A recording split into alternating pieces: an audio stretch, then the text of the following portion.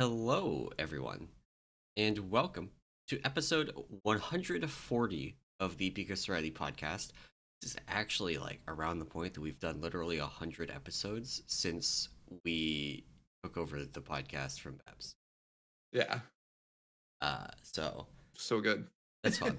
Yeah. But as always, I am one of your hosts, emallson, and joining me, we have my co host, Anomoly.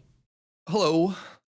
And this week, both of the Incarnates released.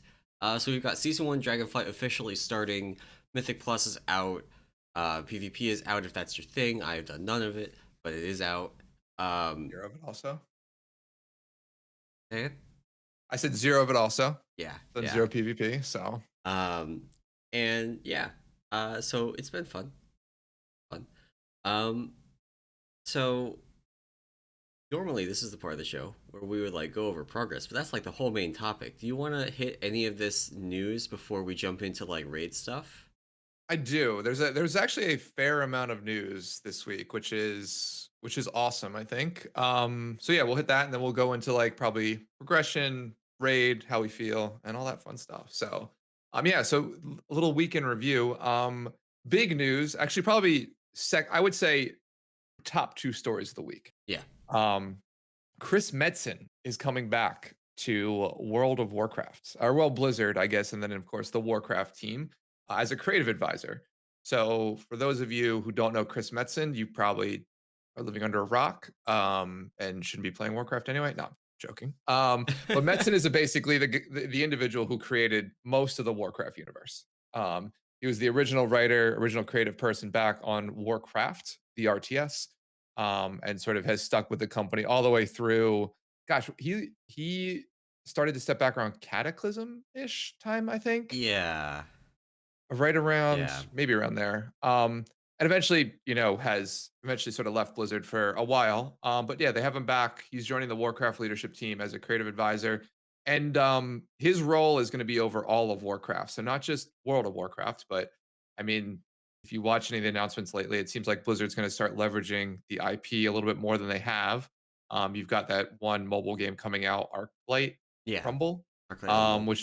which is like set in the Warcraft universe, and I'm Hearthstone, of assuming course, is also set in the Warcraft universe. exactly true. I always forget about that.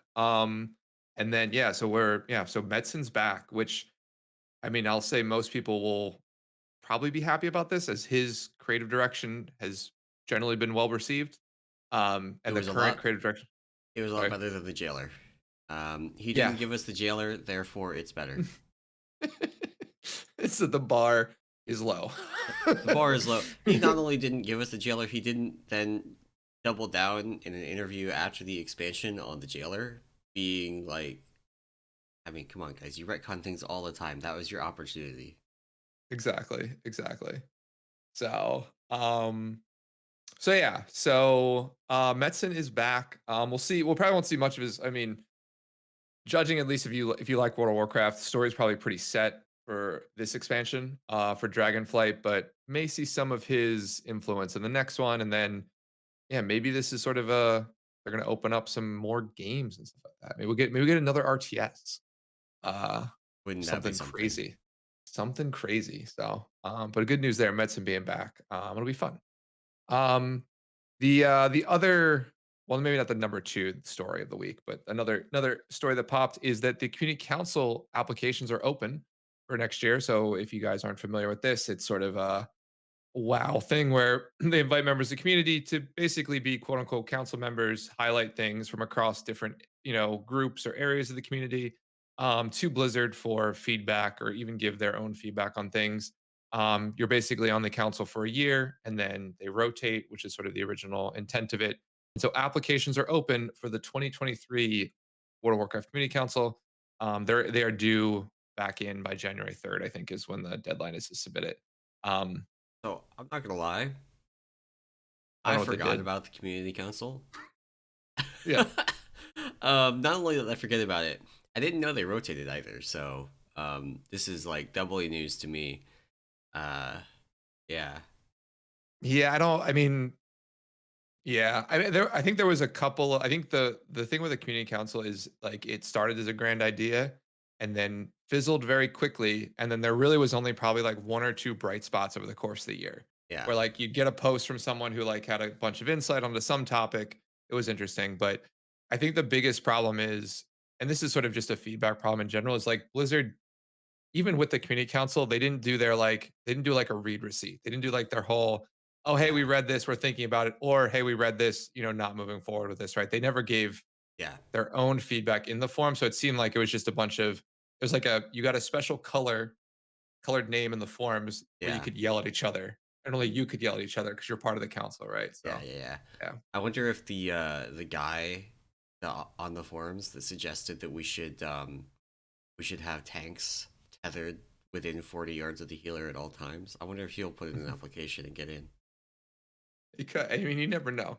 They let anybody in these That days. is So outside the box thinking right there. So I kind of like that. It would help when my tank literally runs all the way through the frog area of the Azure vaults to pull mobs at the bottom of the stairs and then wonder why he dies alone or they die alone. uh, As I'm rezzing people back at the boss we just killed. So I don't see any problem with it, personally. I don't just see don't any die. problems with that. Just don't die. Um, Speaking of dungeons, there were some issues early in the week with actually getting keystones, dungeons not awarding you keystones.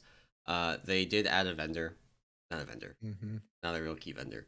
They added an NPC next to the portals in Veldraken that you can talk to get a key if, like me, you did not get a keystone from doing dungeons. So, yeah, that if your character's busted and can't get a keystone, that's what you do. Everybody's starting from +2 this week, which is tons of fun. Um, but Getting those up. get, getting those up. Yeah.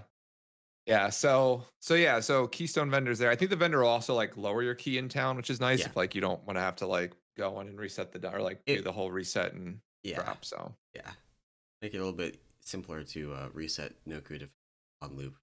Nobody. it's a good dungeon. Good dungeon. We'll get into it. We'll get into it. Yeah, we'll get into that. Um, so cool. So then, to be honest with you, the second biggest piece of news was Blizzard actually dropped development notes on 10.0.5, like week 2 of the expansion, already talking about the next patch, which I think is really cool.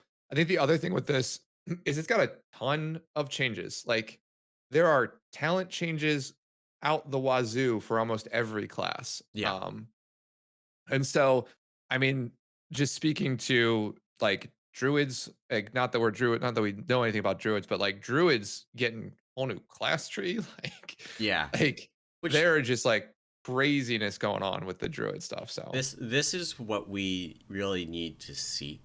Like this is yeah. if you look back at BFA, right? And in the first patch, they were like, we didn't get to shamans. Shamans will get updates in 10.1 or 8.1. Mhm. And then it just didn't happen. There were no shaman Yeah. updates. They got like a 15% aura buff or something. Um, and then left alone for the rest of the expansion.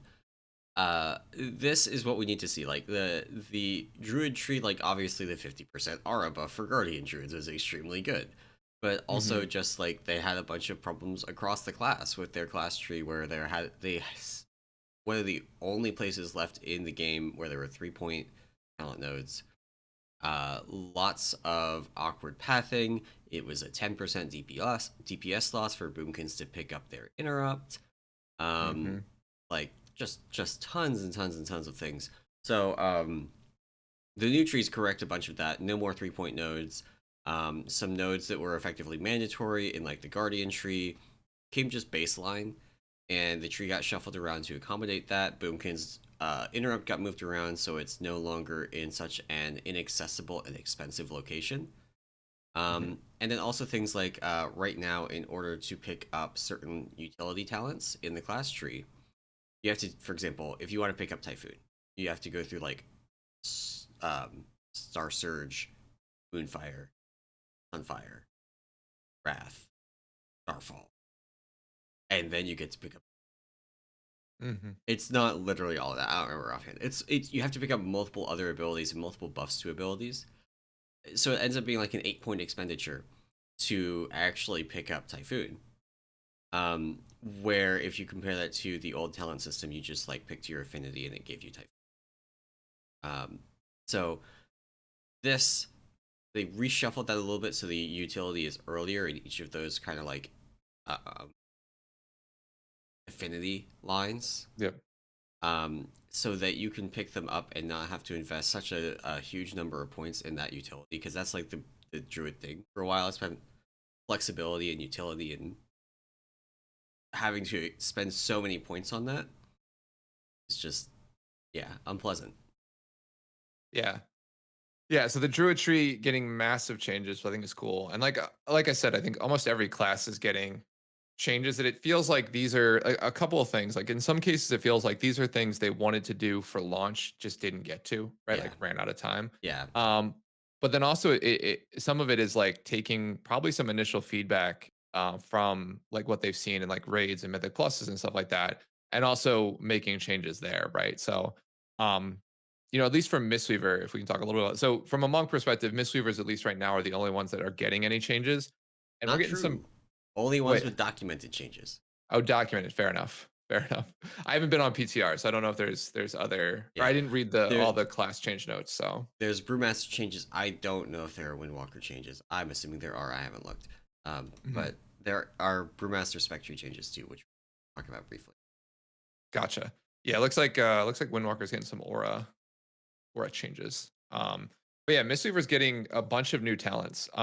Basically they're removing Bone Dust Brew and like that right hand corner of our talent tree and adding in Shaylun's Gifts, which if you aren't familiar, that was our Legion legendary ability, which basically was at that time was a single target heal that would increase depending on how many clouds, like these little clouds that generated around you. The clouds auto generated, and so basically, it was like stacking up. So you could stack up like 5, 6, 7 clouds, and it would do a stronger single target heal.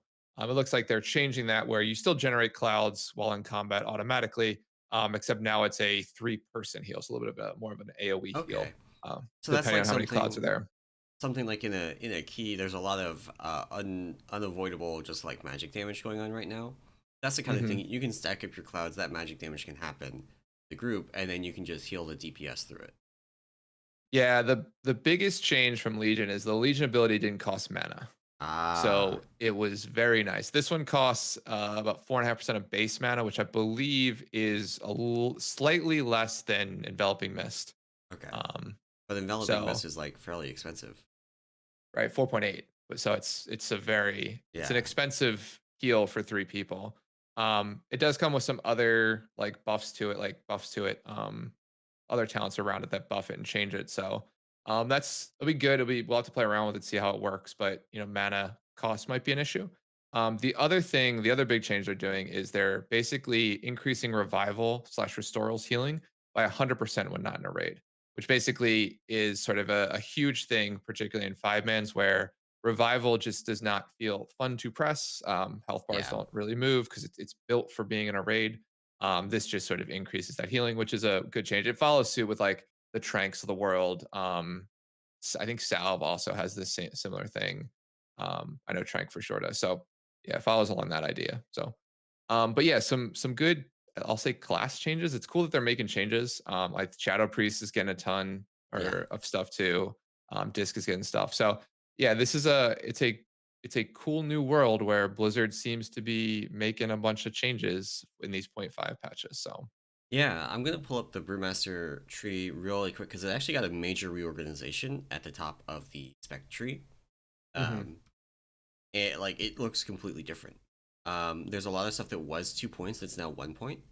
Gift of the Ox was 2 points, it's now 1 point. Quick Sip was two, now one. Um, and also repositioned stuff. Like this used to be higher up. It used to be down here mhm, past the 8 point gate. Um, by this I mean Gift of the Ox. Uh, and then there's also new talents. So we got Spirit of the Ox is a brand new talent. Rising Sun Kick and Blackout Kick have a chance to summon a healing sphere, which is the same healing sphere as um, Gift of the Ox generates when you take damage. Um, but this is kind of the equivalent, likely, of the Breath of Fire talent that or Azurite trait that we had during BFA, where dot mhm, ticks from Breath of Fire could generate healing spheres. And that may go a little bit of the way towards dealing with one of the major complaints about Brewmaster, which is lack of self healing.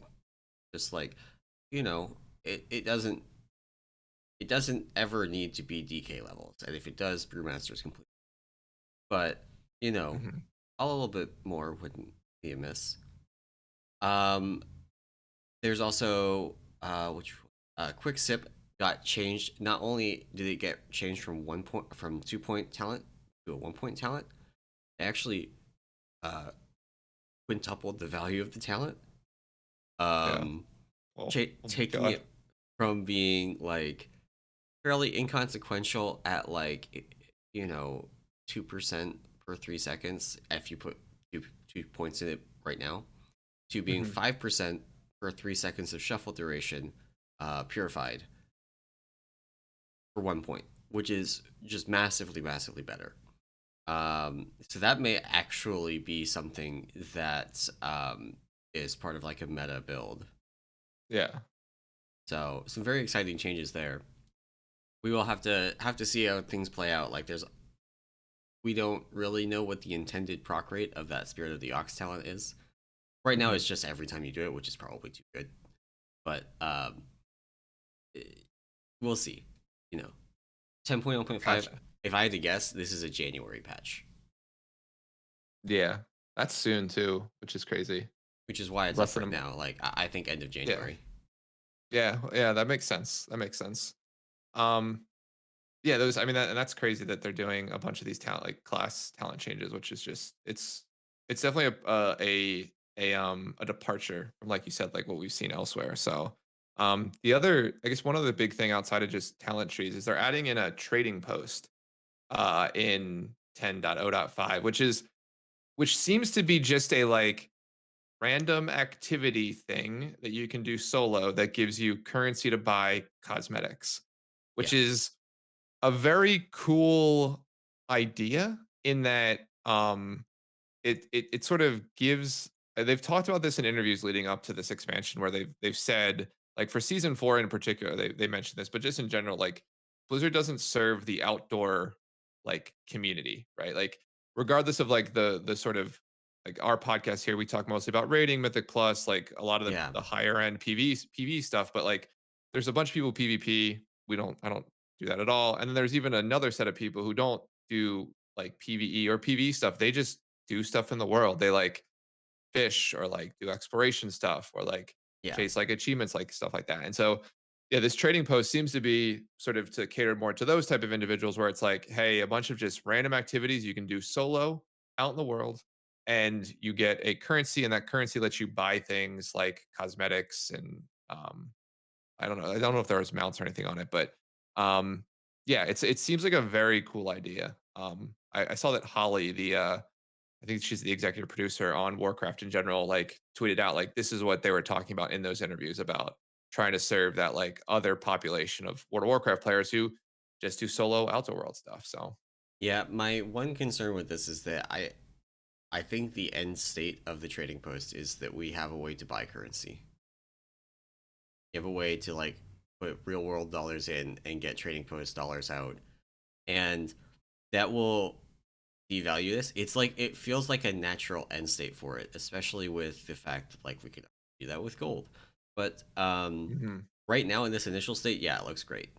Um, Yeah. so uh, yeah, this I is mean, it. I don't. So my only counterpoint to that, where like you say end state is going to be real money, is that like you. I feel like if WoW was a free to play MMO, that makes perfect sense. Yeah, But like with it, you already paying a sub. I think from a Blizzard perspective, trying to monetize this activity just essentially makes it fall flat, right?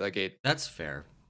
I think if WoW was free to play, then I would be fine with like, oh yeah, if I don't want to like grind this out, I can spend real dollars Yeah, to get this faster. Yeah, I'm cool with that. But I think the fact that you pay a sub fee, like Blizzard, there's no incentive to monetize this other than just general corporate greed, right? Like which Blizzard isn't immune to, right? But I think the idea is like from just a player perception perspective, like if they do add in sort of any real money, like it component to the does. trading post, it just kills it. Like I Yeah, yeah. Yeah. So I definitely agree with that.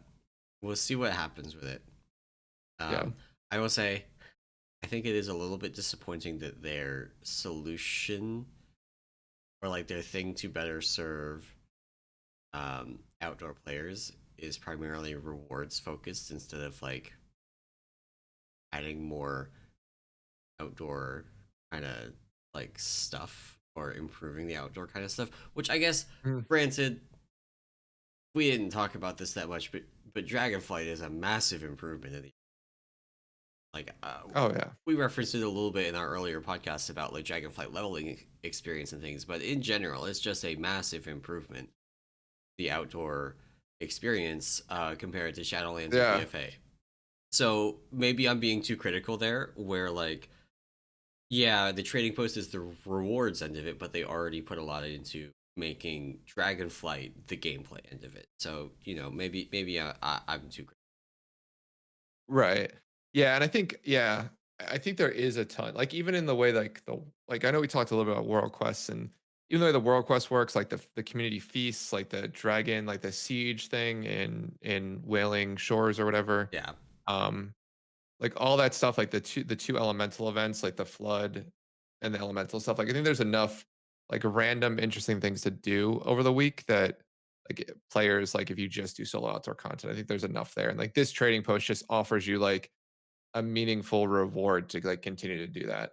So um Uh, so Onion yeah, Onion in chat is back on the topic of Sweepers getting thematic abilities like Clouds of Mist. Shaylin's good. Uh, it is suggesting that maybe they could give us back the ability to use weapon and staff animations.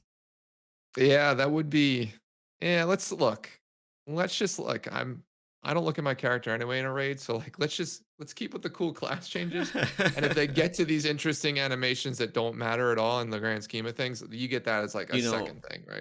I am a huge fan of the blackout kick animation. It is a very cool animation, but Mhm. also I miss the blackout strike animation where you actually like whack them with your stick, Oh, that's fair.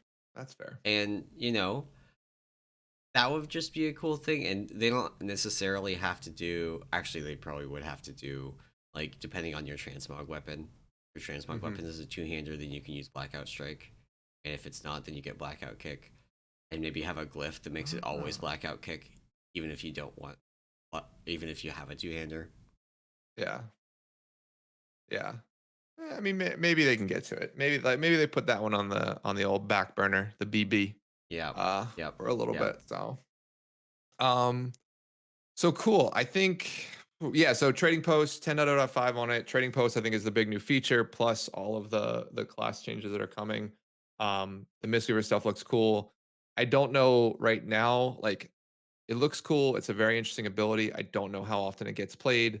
It might honestly be Blizzard's attempt to actually go with their original promise when they sort of talked about Mistweaver and the new talent trees of giving Mistweaver a more like hitting your damage ability focused set of talents, and then versus a more casting spells sort of ability set of talents.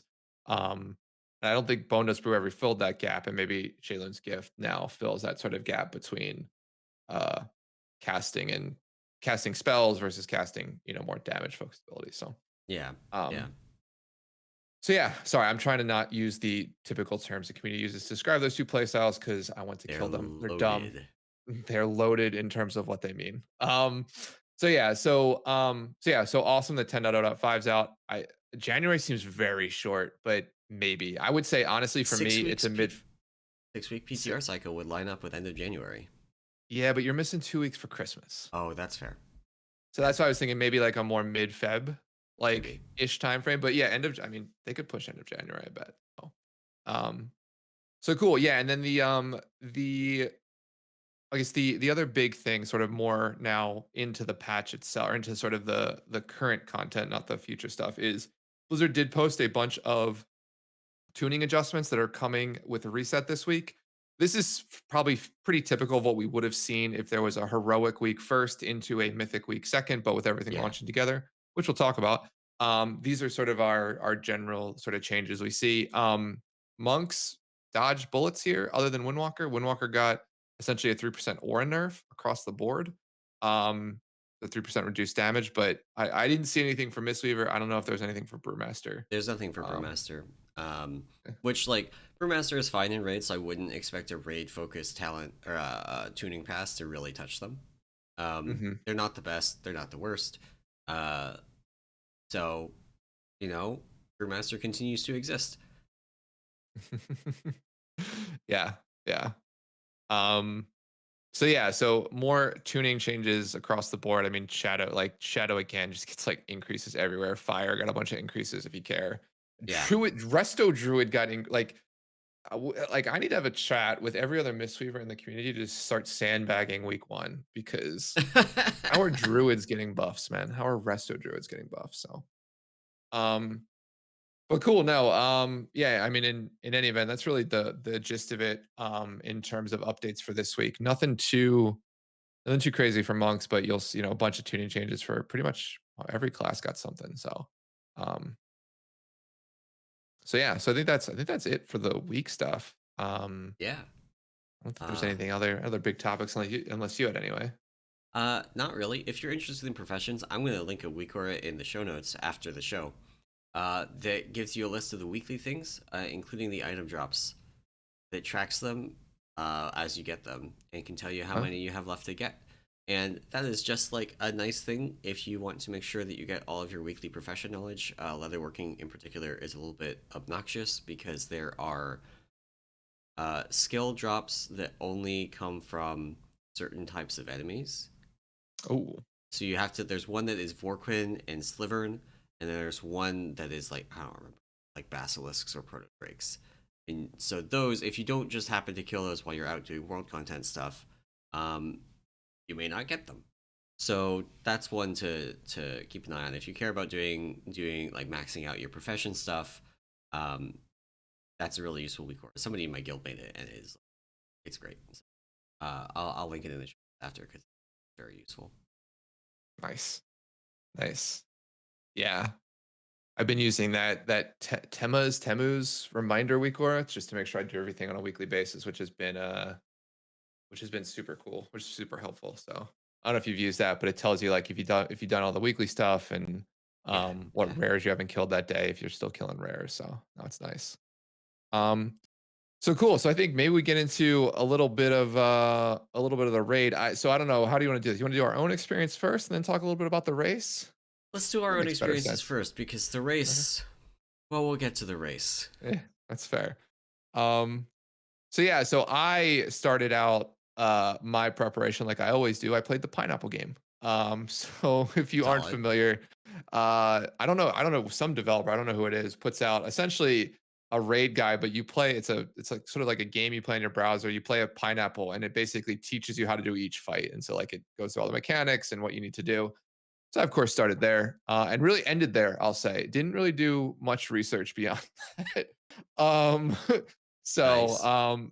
I was yeah, it was I was super well prepared. But no, I mean we our raid started in normal this week. Like I think we've basically started in normal the first raid of every tier or every expansion since I've been the past 3 that I've done with this guild, and even in my previous guild to that's sort of where we started anyway. So it was good. I mean I don't think we had any normal wipes, to be completely honest with you. Maybe like 1 or 2 late to like the totem boss Yeah. and like Razgath, of course. I think we wiped a couple times to Razgath on normal. Yeah. But no, I mean it was a fairly clean kill. We got into heroic. We killed all of normal and 2 heroic bosses in one night in our first night. Um, Nice. which was I Nice. think was a really good setup. And then um yeah, and then we went and we've cleared everything but the last 2 on heroic the second night. And so we're gonna doing a little overtime tonight. We're gonna do Ooh. Broodkeeper. I mean, if it's from a flex content perspective, we typically, if like people want to show up and raid, we get enough, we'll raid. Yeah. And so like tonight I'll be Broodkeeper only, and then we do add 1 mythic night for the first, I think, 2 or 3 weeks. So that's Monday. So we'll also raid Monday night mythic, trying to get at least 2 down on mythic. We'll see Nice. how that Nice. works. Do you know which two you're going to be looking at for Mythic? Yeah. So first boss, of course, Era, whatever his name is, Aragon, Aragor, Aranog. Aranog, yeah, and then probably Council, will be Yeah, the second. Yeah, Terros just seems a little too close in terms of a the little too tight in terms numbers. of the DPS, yeah. Yeah, yeah, yeah. And and we're only like I think as a raid we're like 385-ish. I want to say 386-ish. Yeah. Um, so We yeah, we started our raid on Friday at 385. gotcha. Yeah. Actually, I haven't checked now. We're probably much higher because we got Mythic Plus in now. But that's where we were on Thursday when I was looking. So Yeah. um Um, we did normal on an off night as a kind of optional thing. Of course, being the first raid of an expansion, 90% of the raid showed up, but yeah. it was still like an optional thing. Like we there's some people that couldn't make it. Some people wanted to do normal with their like friends outside the guild, and they did that. And some people Hmm. just did keys for eye level instead of doing normal.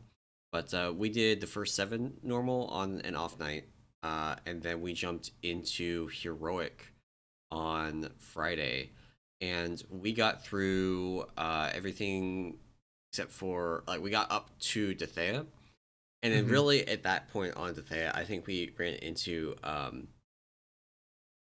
basically healing limitations. We were Yeah. 5 healing with 30 people basically, which Yeah. is which is like it worked. We blew through a lot of these bosses.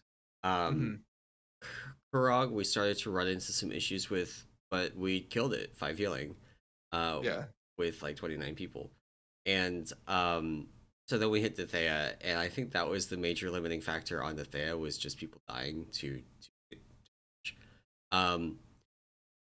Of course, Yeah. Dethea also has the stupid conductive mark mechanic. I love that mechanic. Gotta Uh, spread. but that mechanic very quickly turns the relatively high damage taken onto the fight into completely obscene damage numbers. So Oh that yeah. one as well is like it's a little bit difficult to disentangle. Like you know, do we need another healer or do we just need people to stop spreading the marks? And Yeah. so I think it's a little bit of column A, a little bit of column B. I believe we are planning to 6 heal it tonight. We've got one of our aspect people playing healer, one of our Hmm. priests, and then the Thea should die quickly. We are gonna go back and do Rajageth first, though. Rajageth. Gotcha. I Yeah. all right. Side note: it annoys me so much that Blizzard uses the SZ like digraph, but they all of it is pronounced just Z. I love that. But like all the like That's actual true. the languages in the real world that use that digraph, SZ is like a ZH, like Yeah. Rajageth. Yeah. And I was being annoying about it, and I got called out. And they were like, "Yeah, but you don't pronounce Alexstrasza like that." And I'm like, "All right, you win this round." To change my whole pronunciation of words for now. Uh, that really That's annoys me awesome. though. Um, Yeah. Well, nice. That's I mean, yeah, sounds like we're basically at similar points. Yeah, our Dethea was rough. Actually, the funny thing is our biggest issue on Dethea, so we 6 healed it to start with. So we went in with 6, knowing just from a damage perspective we'd need it. Our issue though was on the platforms where we would be it was only actually our group 2, where we would interrupt and the mobs wouldn't move. So, like, if you guys haven't done the fight, like, yeah, you basically have to go up on these platforms and kill mobs so that they don't, number 1, buff the boss, number 2, don't one-shot your raid because they do a constant cast of just a single target damage spell. And so you go up there and, like, the idea is you land and you basically interrupt everything, group it all in the center and AoE it down and keep it stunned and things like that. But, like, what we were finding is that, like and it wasn't the same all the time. So like some people like we thought it was like, oh, you're interrupting before you land. So like you're basically the mobs don't have anybody to target, so they don't move. So we sort of held interrupts before we landed. Um, we tried like bumping the mobs, and like people are like, oh, you're bumping it. So like as I interrupt, its cast comes back up, so it's not going to move at all.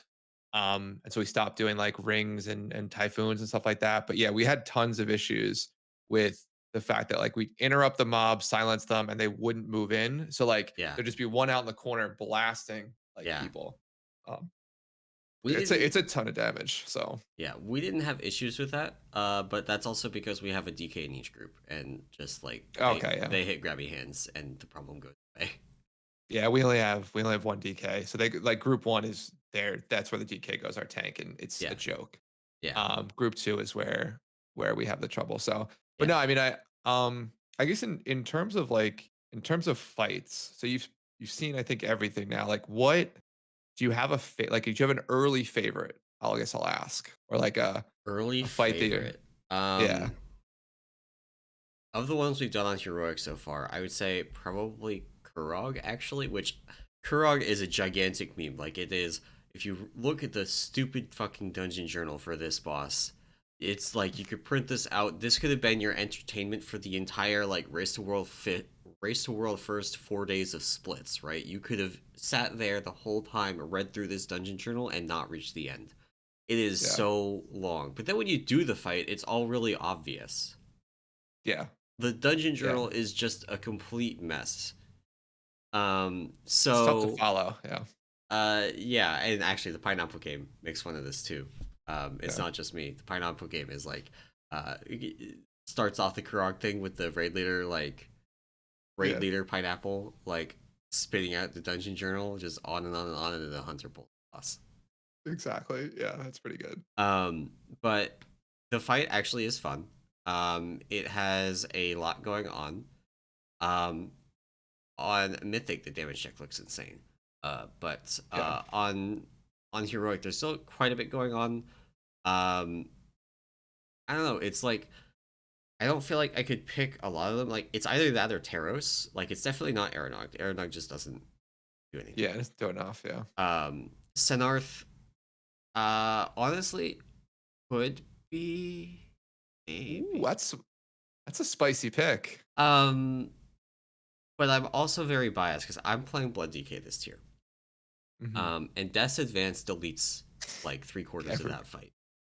yeah. Like Gossamer Burst comes out and I hit Death's Advance and nothing happens. I don't understand it. So like why are you guys struggling? Come on, just hit Yeah. Death's Advance. Why is Um everybody dying? Yeah.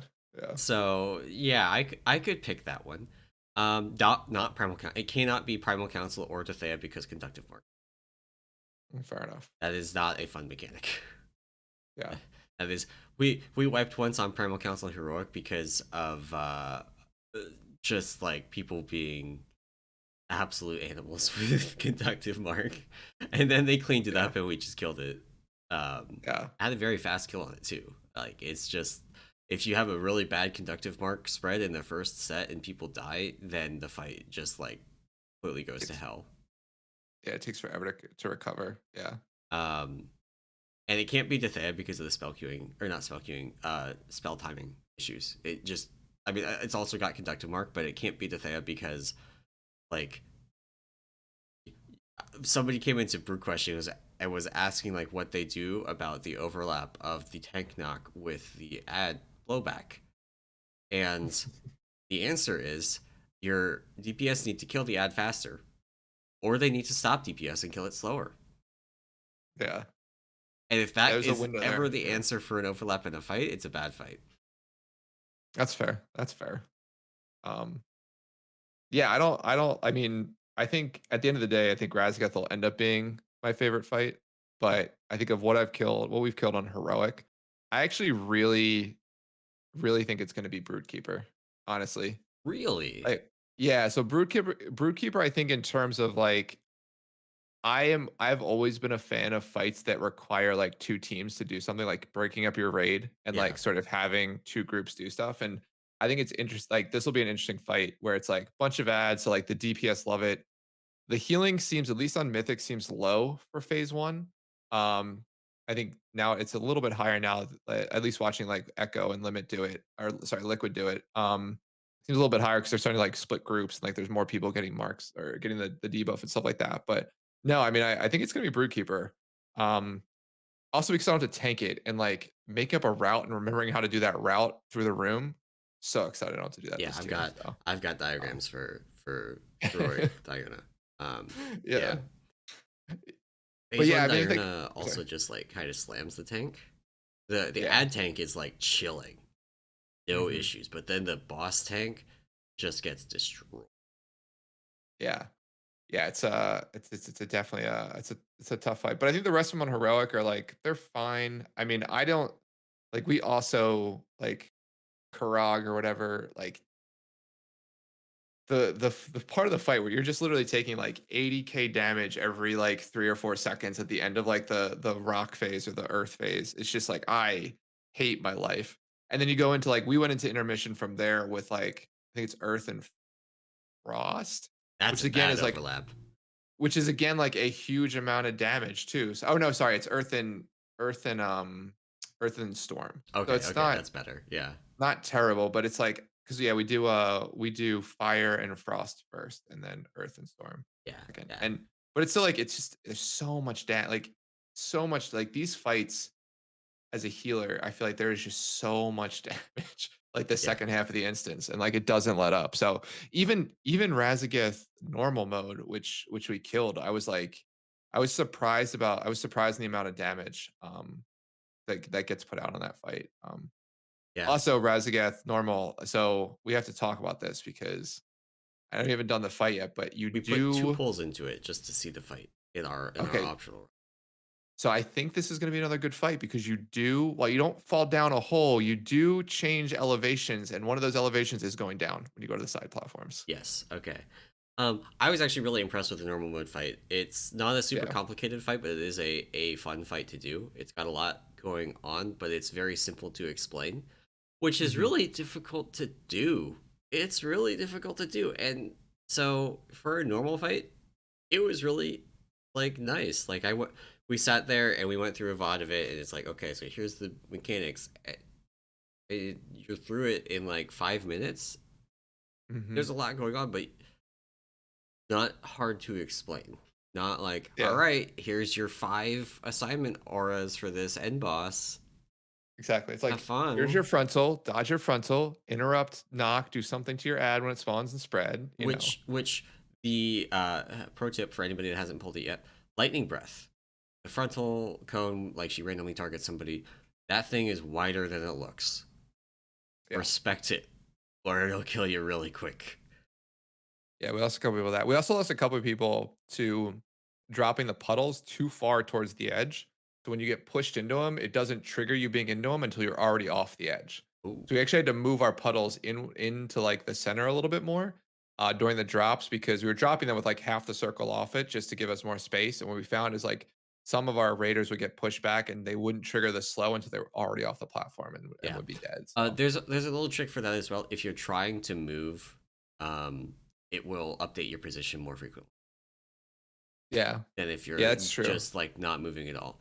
So if you do W key a little bit just during the initial bit until it stops you, then it'll be a little bit more reliable. But moving them in also fixes it. So yeah, Yeah, gives it a little bit more overlap, and you still have plenty of space on that platform. So yeah, did it was the final phase is gonna be nuts on Mythic, oh right? yeah, Like assuming that is the final phase, but whatever. Like when you go up to that third platform, it's yeah. yeah, Final phase it's fun. also has a very brewmaster friendly tank mechanic. It's got this frontal beam, which is always like frontal beam, final phase, space constraints, great mixture, challenging. But also the frontal beam on the tank puts a debuff on you, and when it expires, it explodes and does damage to the raid based on how much damage you took. But it Mhm. respects absorbs. So Brewmaster can Uh-huh. celestial brew every single one, and like you can't. I think you do have to tank swap on it because there's also a damage taken debuff that applies to the breath. But Mhm.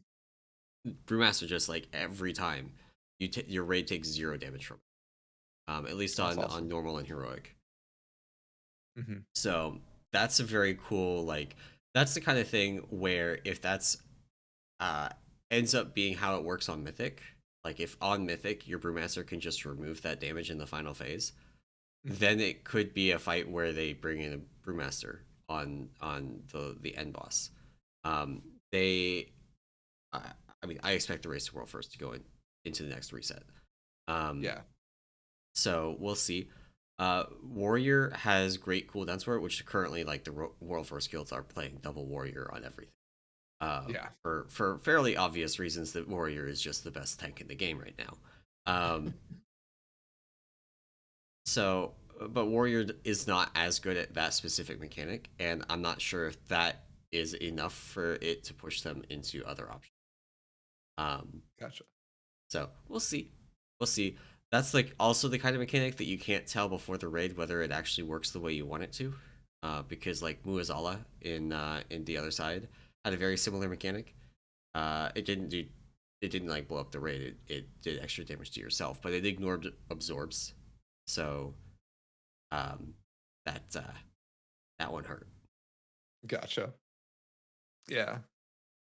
Yeah, no, it's the raid's been solid. I think I'm excited to try Mythic tomorrow night for sure. Those first couple bosses. Yeah, Good to get back into progress. Um so yeah, so maybe outside of the raid for a little bit, we can talk about anything else you've been working on. Any Mythic Plus? You've been running a little bit of that. yeah. Yeah. We have a WoW audit sheet set up right now just to kind of keep an eye on things because we set a requirement for the first 2 weeks that people had to do their Mythic Zero clears, their world tours, and that was like you must do this and we will keep an eye on it. So we have that set Gotcha. up, but I actually went and looked because it also does like how many keys have you run. Hmm. And I swear it feels like I've done more than this, but I've done 14. And that's 14 completed Wow. according to the Radar.io API, which I think has two potential issues. One is there's a cap on the number of runs reported to Radar.io from Blizzard, Hmm. uh, depending on your realm. Like it's a realm leaderboard. So Yeah. towards the end of the week, it can be on a big realm. You if you're running lower level keys, it won't count, which is Right. Yeah. probably something that has happened to me because I was out basically for the first 2 days of the reset. I didn't do any keys until Thursday.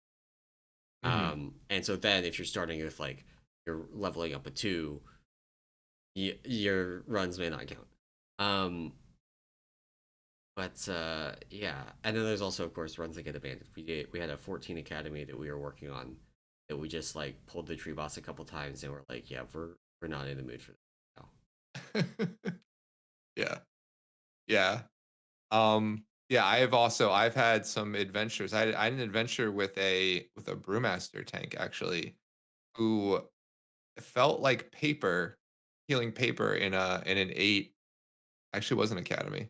Nice, nice. And it was awful. I've had yeah, I've had an experience in Mythic Plus. I'll say that like the one thing I think people don't realize, and it's most evident with tanks, but I think also DPS fall into this, and even me as a healer, is like you're starting at such a low item level that like a +8 Is is really like high. is really like for someone who's just coming out of like Mythic Zeros, is really high to just jump right into a +8. So Yeah. yeah, I mean it's been an experience this week. I've only done 5 dungeons so far. I'm actually like in the bottom half of my guild, like the probably the bottom quarter of it in terms of like vaults and Mythic Plus I'm stuff in the done. bottom So quarter of my guild for keys. It's crazy. yeah. Yeah, it's and I think the biggest thing for me is like I don't like my schedule just doesn't line up with most of my guild. A lot of them are just lovingly I'll call them degenerates. But Yes. they play a lot of World of Warcraft, and so like by the time I get on at night, it's like there's already groups set up, and so like me slotting in Yeah. doesn't generally make sense. We have a So bunch of people that use some of their vacation time, like double dipping gotcha. Yeah. between Christmas and raid release. So they're like doing this week off, next week off. Hmm. And so this week off they're doing keys, next week off they're doing Christmas. Um Nice. so but yeah, the number one most keys done in my raid team is one of our warriors. Shout out to Nanas who's been tanking a ton this week because I Hmm. was definitely not doing any Tuesday, Wednesday. 64 keys. Okay. Our highest is only 46, but we have like 8 people over 30 keys done this week. Yeah, So yeah. Um, that's crazy. we have 15 at 30 or above, which is You guys are crushing. crazy. Uh, Yeah. and meanwhile, I'm down here like I did keys all day yesterday, pretty much. I'm at 14, and that's just like that is the difference between like putting in so much time into actually running keys during the week Yeah. versus only doing it on the weekend. Like I did it pretty much all day yesterday, and I have 14. I'm gonna do it a bunch more today before raid, and I'm gonna get up to like 20 something. Yeah. Um, and I have had extraordinarily bad luck with loot, by the way. Ooh, that's not good. 14 keys, I've got like 2 items. Jesus. And one of them was not even an eye level upgrade. It was like I replaced one cloak from raid with another cloak with better stats. That's the same eye level. Gotcha. Oh, that's awful. That hurts. Like my biggest upgrades yesterday, I did a ton of keys yesterday. My biggest upgrades, I got I upgraded my elemental lariat from I got Nice. my primal infusion thing from Mm-hmm. keys, so I did that. And then I got some crafted Titan training matrix boots, Oh, nice. or pants rather, because I was wearing 340 pants. Rated those to 382. Nice. There you go. Yeah, I haven't Uh, gotten. I don't think I got anything out of Mythic. Oh, I got a staff, like a 389 or something like that staff. That was about it. So I yeah. got a weapon. Not too bad. And so Onion in chat is like, Brew feels awful right now. I had to spend some 12s kiting half the time. I am playing Blood Decay right now, and I also had to spend some time in 12s kiting. Like, I think that's Yeah. just a little bit of tanking with this level of gear. For Brewmaster in particular, there is also a shit ton of passive talents that are actually sneakily really important to take that a lot of people don't take in their builds. I don't know if that's you, but if you're not taking like high tolerance, ambulant stave, and pretense of instability, those are 3 really powerful passive talents, and like they're not as fun as taking weapons of order and chi burst, but wow, are they? They're Yeah. just good. So there is that, and some of those you'll get to drop off as you get more comfortable. So it's high tolerance. The Onion's asking in chat for clarity. High tolerance, um, which is it gives you haste and these translates to some brew CTR, but haste and stagger percent, so it works out to like 4% more stagger, like additively, Mhm. which is more like 10%. It's a lot more. Um, and then pretense of instability, which is just like increased dodge, pretty much. And then ambulant stave, which is when you dodge, it reduces the cooldown on your brews. Um, so yeah, those are like the big 3 passive ones that I see people trying to skip in their builds, because I see people in Brew Lounge going like, "Hey, I'm running this build and it's got, you know, Bone Dust Brew, the Bone Dust Brew capstone, Weapons of Order capstone, and then also going down to get Storm South's last keg, and they're skipping all of the important passive talents in between." Yeah, beelining it to those. Which, you know, I would consider that like a small kind of design problem with the tree, where there's just a lot of like passive talents that are really important, at least early on, that people want to skip to get the cool toys. And having to skip the cool toys to pick up the not cool toys that are actually just numerically really good. Um, you know, I can see that. Yeah. Yeah, and I mean tanks, I think that the tanks that I've run with, um, it's felt like I've had to heal them a lot more for sure. And definitely like the kiting thing has been, yeah, I think it's been a tough, even like not even like the affixes haven't really been an issue. It's just been like, yeah, just the raw damage that folks are taking right now Yeah. has been rough. So Mythic Plus, I'll try and get my a couple tens done maybe uh tonight or even tomorrow afternoon if I can step away from work for a little bit. The That might be the extent of what there's I get done this week. there's also a huge like there's a gulf. There's 3 tiers of dungeons in terms of difficulty right now. There's the Dragonflight dungeons, which are the most difficult. Biggest Yeah. numbers, most dangerous abilities, the most difficult. Mm-hmm. Um, then there's like Temple of the Jade Serpent in a tier by itself. It's not as difficult as the Dragonflight dungeons. Or actually, maybe it should be in with the Dragonflight dungeon. I'm not sure. The first half of it is very sane. Mm-hmm. There's a lot of casts that you have to stop that will murder you, especially if they're raging. But it's doable. And then you get to Mm-hmm. the back half, and there's all these Shaw that have magic tank busters, and then you get to the final pack, and there's 5. there's 5 Shaw in that pack. I think only Yeah. 4 of them have tank busters, but one of them has a fear that you have to kick.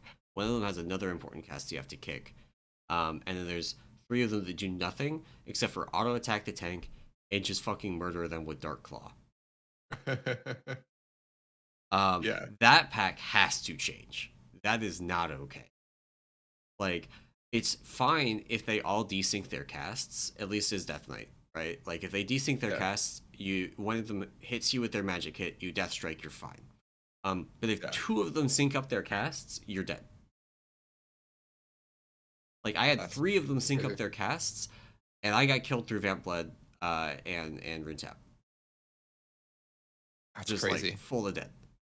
Yeah. So that is a pack that you bloodlust, your tank establishes threat, and then runs the fuck away. Yeah. Yeah, that's funny. Yeah, no, yeah, there was a couple of just real sketchy pulls like those. Um yeah, and I mean I to this I will never do Ruby life pulls on higher than a +2. Until they fix number 1 the trash to the second boss. And number 2 the final fight like is just a Oh, I hate that fight. Oh it's man, I had an awful experience with a pug healer in that fight. We were yeah. gonna time like a +11 Ruby life pools. And we get to the end boss. We have time left, and I just get fucking murdered in phase 2. Yeah. Absolutely raffle stomped. And I'm like, the healer's not in voice, they're just a Yeah. pug. I'm like, make sure you dispel Storm Slam. And so we pulled again, and same thing happens. I'm like, hey, listen, I died with 3 stacks of Storm Slam. You need to dispel this. I can't, like, I run out of cooldowns. I Yeah. really would be better off cooldowning the first stack, but I can't do that because you're not reliably dispelling it. And they Yeah. go on this tirade about them not actually letting Storm Slam stack up. Like, they are dispelling it. I'm crazy. Anyway, I have a log of that dungeon. I went to 3 stacks on both of those pulls, and that's what killed me. And then we did it the next pull, and they dispelled it every time, and we killed it without any issue. But at that point, we That's were fun. like 5 minutes over timer. Gotcha. Oh, that's rough. Yeah, I mean it's been an early season, like early expansion Mythic Plus. I think is definitely a experience. We'll say. It's been fun. So, um, cool. I think there was one other topic. So I just want to circle back to raid because I don't. We didn't actually talk about this before we talk about maybe Race for World first to end it. Um, how was loot? How was doing loot with the new master loot? Oh, it was actually great. I we didn't have any instances of people going like, I got this, I can't use it, I don't want it, I can't trade it. It was great. It was great for me as a healer because I got one thing, and that was a trinket that was a healer trinket. Did you get the Diurna Um, trinket? yeah, I got it on normal. I got the Broodkeeper's Promise. Nice, Yeah, it's nice. so good. Our holy But paladin got one of those. yeah, it's amazing. But no, it was so we did. It's funny. We sweated. We did a slight sweat. I'll say. Not Okay, we didn't okay. get drenched, but we basically didn't give out loot through the for the first 2 hours of our normal raid, which basically took us up to Diurna. So we basically after we killed, what's the boss? The Grim Totem, I think was the one Yeah, right before that. We basically took like a 10-minute break to hand out loot tier, everything that we gotten up until that point to essentially spread it out, right? Like yeah, that was sort of the idea. So sweated a little bit there. We didn't ultra sweat by like giving it to one character, having them log off, and then like clear everything and hand it out, which yeah, is yeah. my raid leader Which is what mentioned the like maybe we should do race that. to world first is doing. That's what they're doing. Yeah, yeah, he mentioned that. And so yeah, so we did that, and then yeah, I mean, Master Loot is like it's back to being the way that I think the raid functions the best, which is like we've gotten I think 9 DPS 2 piece at this point, and then a handful of others like 4 or 5 people with 1 piece, which I think is awesome. Yeah, Um, and we've been able to spread it out. Like we've our raid leader is pretty upfront about like, look, like we're not bringing 4 druids to this fight, so like these are the 2 druids that are getting 2 piece, and like sorry for everybody else, right? Like it's yeah, not that we don't like it's not that we don't value. It's just like if we're gonna kill some of these early mythic bosses sooner rather than later, we have to sort of funnel some gear onto certain classes. So yeah. um and so that's sort of been slight breath of fresh air, I'll say. It does mean though that as a healer, I get trinkets that DPS don't want, and then uh yeah, rotting tier pieces at this point. Yeah, Um, which is like, I mean, it's like I don't care about loot at all. It's just it's funny to go back to like what the last time this has been a thing would have been what Legion. right before Legion. Yeah, it would have been Legion raids. Yeah, Yeah. which is funny. So, but So no, it's sorry. there are two things that well, one of them, we're making a more conscious effort to actually like give healers and tanks loot. I don't care. And my co-tank doesn't Mhm. super care, but things like specifically for tanks, it's if there's a trinket, it's just a flat damage trinket where it Mhm. doesn't matter who wears it as long as someone wears it. Those are getting more defaulted to tanks. Those are the kinds of things where like if it's really good and it's even good for a DPS, it's probably so good that the tank is never taking it off, right? Yeah. So if you want to get the most value out of that item, you actually should put it on the tank. Um, Unless they're expecting to like put on one or two defensive trinkets for later mythic bosses. And if they're planning to do that, then you start having a conversation about, maybe this should go on the DPS. Mhm. But the DPS are way more likely to take like stat trinkets than a tank will, because tanks just don't scale as well off of stats. Yeah. Um, but like we're also like putting tier sets are going to DPS right now. But deep healers are getting loot, so we're making a conscious effort to make sure that they do get some. They're not going to be running around with 10 eye levels less than the DPS because they didn't get any loot. Um, but also one thing I will say I did not expect to miss. So with personal loot, we had this thing where if the item dropped for you and it was like a tie, we would just give it to you. Like if it was Yeah. like a main spec major for multiple people and you're one of the people and it dropped for you, we would just default to giving it to you because it doesn't Mhm. matter that much for us, at the level we were at, it doesn't matter that much. And that was a really nice default that people felt good about. It was very easy to explain Yeah. and very consistent to work with. And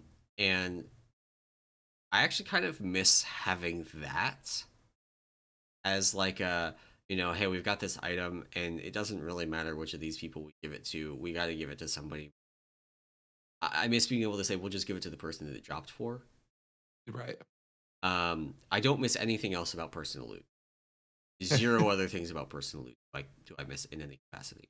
Um, Yeah. that one thing I do miss. And it's like it's not that bad. Like we can use rolls for that, right? Like if we're not sure, if it doesn't really matter, we can give it based on roll. We also have people give us sims for item upgrades. Actually, speaking of sims, sorry, quick digression. Be very careful about Droptimizer right now. It is totally busted for Brewmaster. I don't know if it's busted for other classes. It's one of the higher error margin ways to sim in general, so I would not recommend using that for like all of your like item prioritization needs. Like if Mhm. there's two things and like one's at 2.8 and one's at 2.7, you should probably just do a gear compare sim with those at higher precision and see what the actual differences between those two things, because they may not actually be that much different, or it might be the other way around. That's the way that sims work. It's the way the RNG in sims pans out. Um, but just be very careful of that. Sorry, back on topic. The So we do rely some on sims for that kind of stuff, but it is that's one thing I do miss about personally, is having that like default for things that don't, like items that don't really uh Yeah. Yeah, no, I would say that it definitely that speeds up a lot of the loot, I think, in terms of like how we gave it out. We had a very similar, like actually the exact same where like if it dropped for you and you rolled like ours was like main spec, right? Like you basically got the item. There were probably very specific instances where that didn't happen. yeah. But yeah, no, I think it that is definitely something that I think is sucks. At least like not for me because I don't have any say in who gets loot. So like for me, it's just like I just click a button, like type in a little word about if this is an upgrade or not, right? And then I'm good to go. I can move on. But Yeah. yeah, I mean that's probably something that is a little bit awful. But it's been nice to like not have like 4 tier pieces go on one person, and then that person be like, well, crap, I equipped the normal version. Now I can't trade the heroic version, and like we've now Yeah. burned a Yeah. tier set. So yeah, no, yeah, Master Loot it's been an interesting experience, I'll say, um, in terms of like, yeah, the whole loot thing. It brings me back to the simpler times of Legion, we'll say. Yeah. Um, Yeah. all right, well, cool. Then maybe I guess we can. Our final topic is really the race, Yeah. um, Where and is sort of has Echo killed the or Kurog yet? they killed him. They killed Kurag Nice. earlier this morning. They're about 15-20 pulls in on Diurna Nice. right now.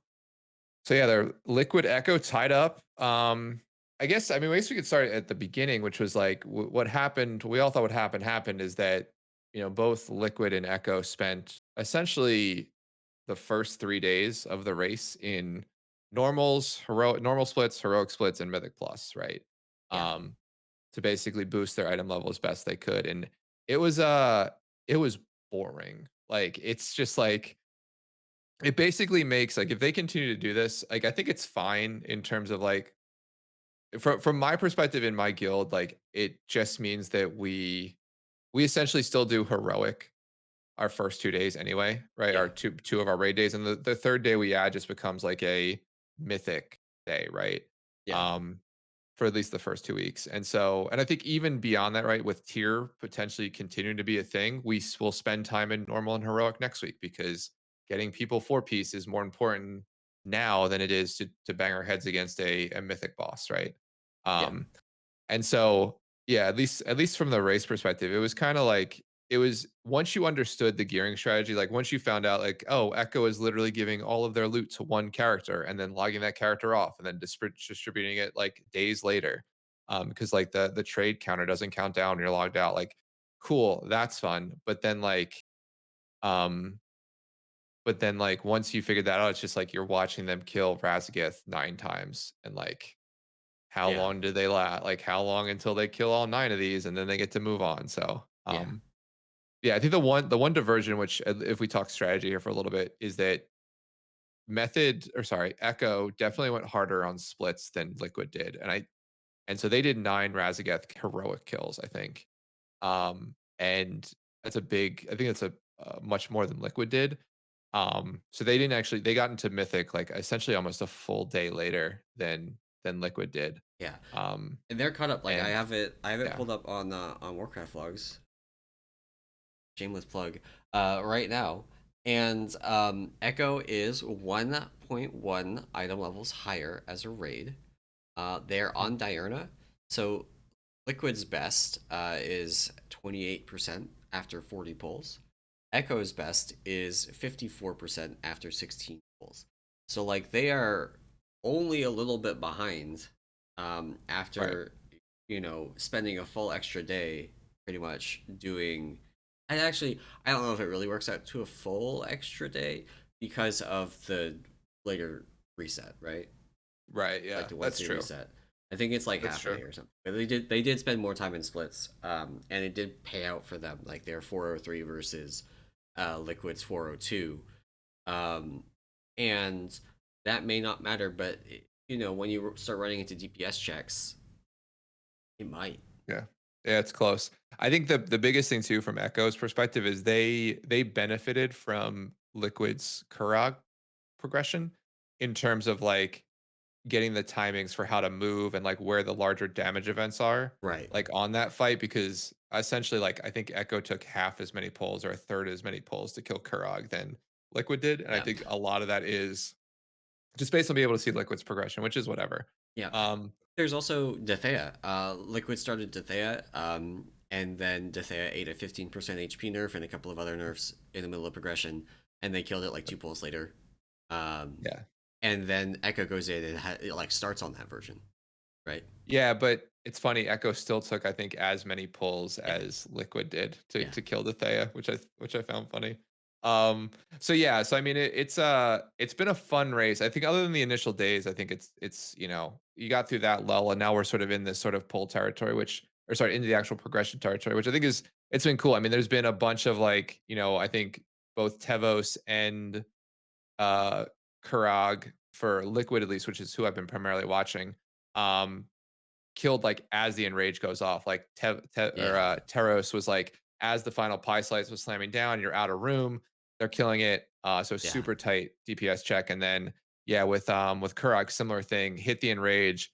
One shots, any classic can immune. Immune classes live for an extra like second and a half, 2 seconds, and the boss falls over. So yeah, um yeah.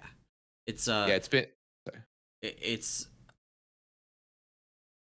mechanically this tier is less intense than Sepulcher by a lot, and I think that is still correct.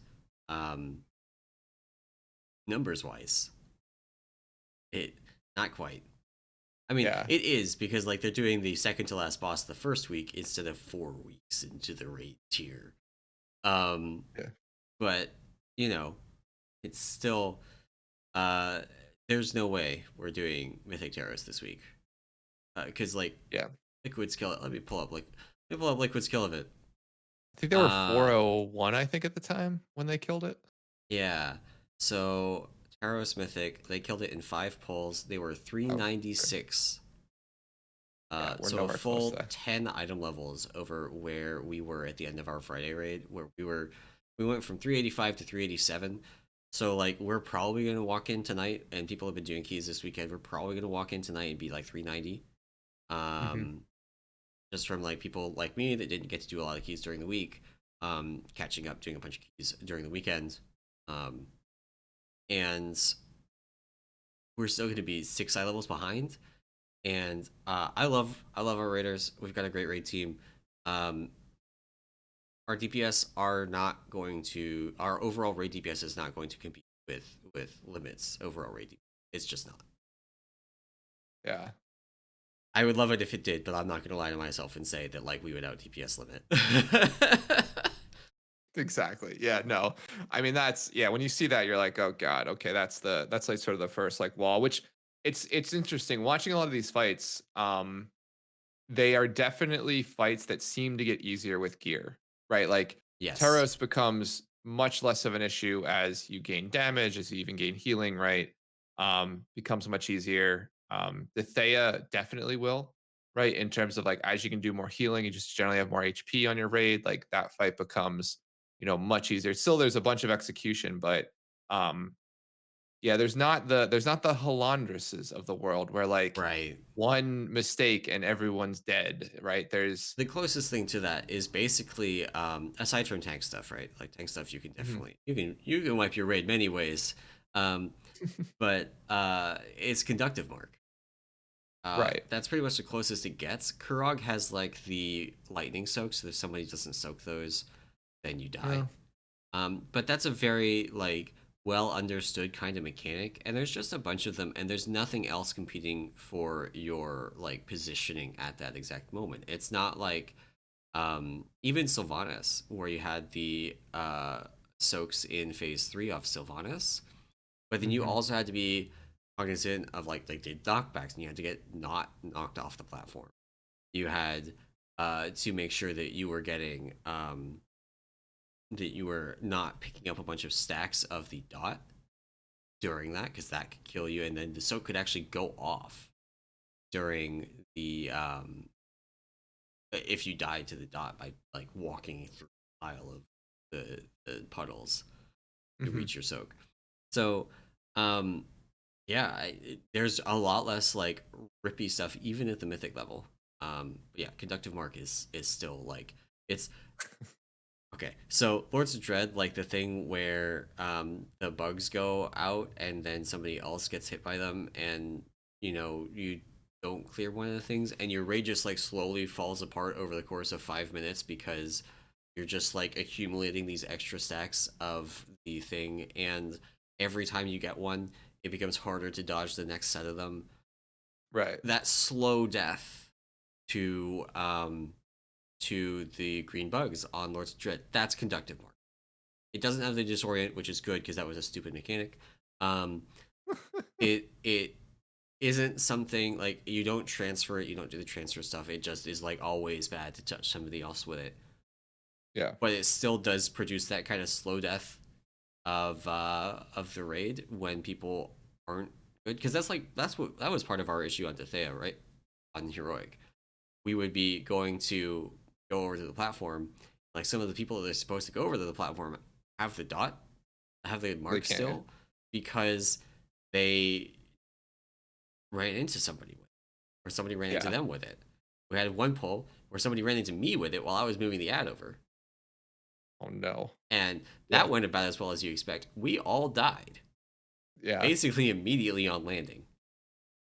Yeah, we had a couple of overlaps too, where the team coming back from the platform over Yeah, is landing as marks are going out, and yeah, it's not that they like sometimes they'd pass it, but the other thing is they would be so low from coming down that like they just flat out died, yeah. which is They died to like the initial damage. yeah, That's one thing. Like, I think Dethea is the one fight that I want to see significant changes on. Like if they week two make changes on that fight for heroic, and mhm, honestly for mythic, but mostly like streamlining some of the heroic stuff. Like if the tank is in the air mhm, from blowback, the tank knock shouldn't knock them. It should just do damage. yeah, That, and maybe it still does the knock on mythic, and so then you have to care about that timing on mythic. But then on heroic, that's just an awful thing to have to deal with in like a pug, even in a guild. It's just really annoying. We're dealing with it because our tank comp is Blood DK, Demon Hunter. So the yeah, Demon Hunter hits glide, and the Blood DK hits Death's Advance, and you just ignore the mechanic. But if you're not one of those two tanks, like Warrior can charge it, Bear can charge it, Paladin gets fucked, and Brewmaster, there's certain overlaps that you basically can't deal with, but most of them mhm, you can address with Transcend. Um, gotcha, but then the other one is the marks. Like if there is if you're getting knocked back to the main platform, you shouldn't be eligible for marks for a while. It should be like on Angela when you came up from the yeah, downstairs phase, and it wouldn't give you the gold or purple marks. yeah. Um, it, You're immune for a little bit, yeah, yeah, and that is like again, maybe they're like, we want the mythic to have that like awful overlap, and you have to as a raid coordinate make that not happen. I think it's stupid because it's just more push timer bullshit. But but if they or want push that, overs, I'm at least willing to say on mythic we can buckle up and handle the mechanics. But on yeah, heroic, that's just pugs are gonna have an awful time with it. They're gonna yeah, have an awful time with it on heroic. yeah. I will say, I mean, Dethea is bad, but the thing that actually has I've seen the most complaints of is on Sinarth and like the ice, where Yeah. like some of the physics stuff there, like you can launch yourself if you hit it right. Like Yeah. I had one where like I hit like a bunch of ice patches going up the stairs and like ended up on like luckily I didn't die, but I ended up on the other side of the platform as the boss was like pulling me back. So like I didn't even have to move. I was so far away that I didn't have to touch my keyboard and I had enough time where like the boss wouldn't pull me in me off and pull Yeah. me in and off the Did you do platform. that by rolling? Because that's one thing I noticed I on beta was So rolling into the ice. So yeah, once you're on the ice, you're fine. You can roll. It's actually worse to roll once you're on the ice because you don't generate any sort of forward momentum really. yeah. But if you roll into the ice, and I caught it, I think right at the end of my roll, which I That's the guess you'd have the that's most. optimal slingshot effect right there. Yeah, yeah. So then I just went whoo, and like didn't know what to do. Like I was like, I'm dead. I think. But no, I think that boss is yeah. That's another one where like the physics around it. I've seen a couple screenshots. Like I saw like I think it was a warlock launch themselves. I think it was actually at the end of a portal. Like at the end of their portal was an ice patch, and so I guess they had the portal momentum that like kept them Oh, that's going or whatever. interesting. Yeah, I don't know the exact thing, but yeah, no, it's I think in general, yeah, Dethea will be an interesting boss to see if they do any changes. It'd be nice to see any changes because I think right now Dethea has been the only at least major changes they've made. Um, Yeah, like I think they've made adjustments on every boss, but like the Thea I think contains like the biggest set of nerfs and changes in terms of you get an extra ad right to go up on a platform. yeah. So um, I Dethea is the only boss I've done so far And I've done Diurna heroic on beta. I didn't kill it, but um Hmm. Dithea is the only boss that I feel like we will look back at the end of the tier and be like, this was a bad boss. That's fair. Just a bad boss. Diurna, like, there's a lot of like not a fun boss, perhaps, especially if you're on the boss group on heroic and just not do very many mechanics. Hmm. Just kind of single targeting the boss. Um, Run eggs. yeah. So there's that, but Dithea, just like Dithea is the Kel'Thuzad. It's the one with the push timers that are going to be really annoying. Yeah. So yeah. Yeah. Well, cool. I know we're getting to the end here. Any sort of predictions, I guess? Maybe we talk about that maybe for the end here. Is like any sort of predictions in terms of the raid? So in terms of the race, we did 27. we did predictions at work, and my prediction was we're gonna see a Tuesday kill of Razageth Mythic. It's gonna be limit. It's gonna be after reset. They're gonna get their extra gear, Hmm. and they're going to finish the boss. Okay. That seems early to me. Um, And maybe it's a little bit early, but limits at 19% on Diurna right now.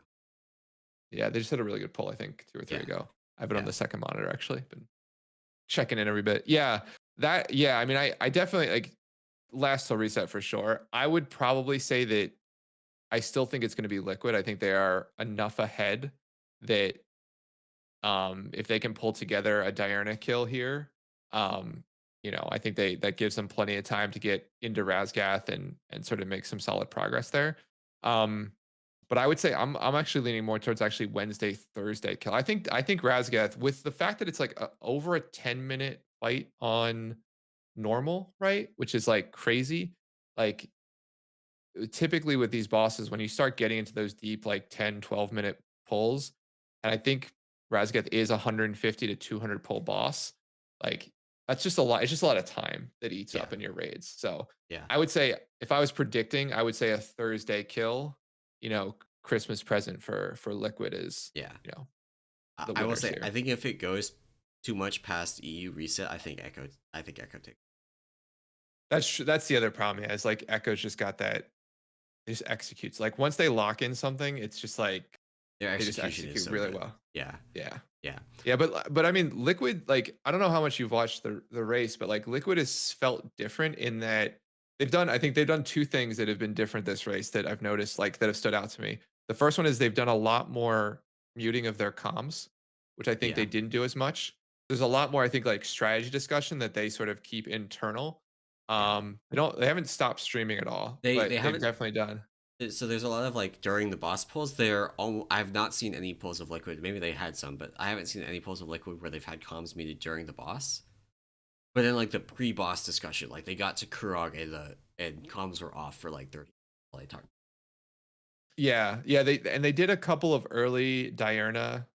There after they did like 4 or 5 Diana pulls just to get through like phase 1, just to see, I think, timings.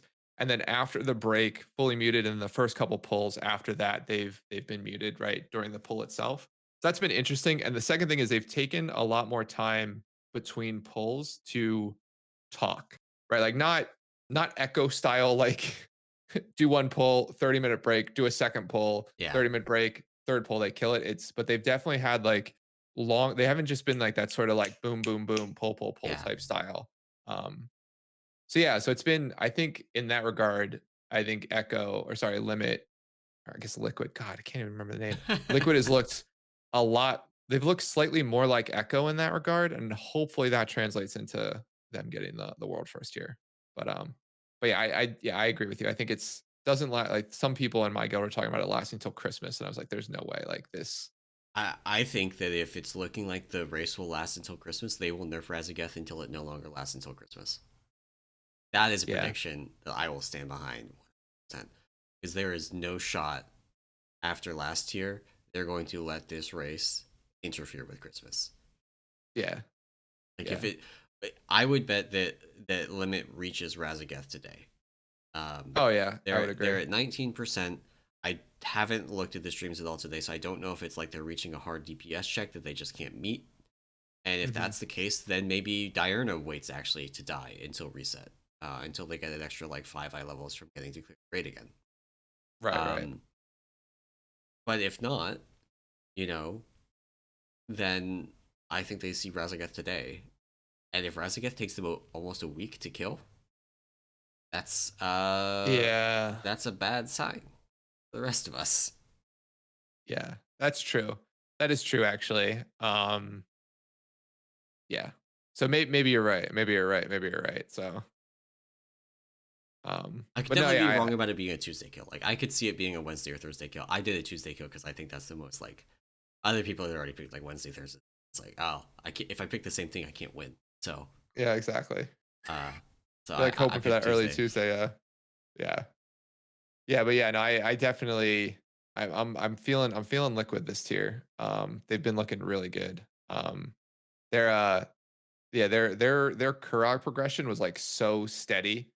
Like Yeah, in terms of like they had like 10, it was like 10, 8, 5, 2, and then it was like the next time they have a good pull down to 2, like their next best is a kill. They're not gonna have a 1% wipe. Like they'll get it down there and yeah. clear it. And then they had a beautiful pull into like the final They intermission. almost died on their final. People Yeah, started talking yeah, like, "Oh, we got it! Oh, we got it!" And then they were Max was shutting it down and like, "Kill the boss, please," yeah, yeah. because they Communities. actually with the boss at like 0.5%, it had like 3/4 of the raid dead to the soft enrage. Yeah, Like they had to, yeah, they actually had to kill the boss from there. It was not free. yeah. No, it was super close on that, but no, yeah, it was it'll be hopefully this it'll be a good race coming in. I've been watching a little bit of Echo too. They're doing Echo stuff. I will say the one thing I didn't put in the notes, and maybe this will be the final topic, is Echo did interview the leading counter designer for Blizzard during like the start of their stream. It was like Skype, awesome raid leader, terrible interviewer. It was like I didn't put in the notes because they literally nothing of note was discussed, Yeah, and like there was like Skype was asking questions about like rewards, like can you make it so we don't do as many splits, and this guy's like he that's answers the not my question because job. I think you have to, but it's like you're talking to the lead encounter designer who like doesn't do itemization or rewards or anything like that. So it's Yeah, like yeah, they can't answer just that question. yeah, like know your audience a little bit there. But Yeah. yeah, that was my last little I'll dig at Echo because I want them to lose. But yeah, like not the best of interviews, I'll say. But their stream stuff has been fun to watch. So Yeah. All right. yeah. Well, I think that is going to bring us to the end of this episode of the podcast. Thank you all for watching and or listening. And if you enjoy this podcast and you want to support it and the other work that we do over at the Peak of Serenity, you can do that over at our Patreon at patreon.com/Peak of Serenity. And of course, come and join the Discord. Great place. Come hang out, ask questions, and just have a good time. Um, Actually, one more thing. I almost forgot. I wanted to shout this out. Brewmaster and Mistweaver WoW Analyzer stuff has gotten major updates for this tier. If you haven't looked at those in a while, they look significantly different. A lot more stuff. You should go check them out. But that's it for this episode. Thank you all for watching, listening, and we will see you. Bye.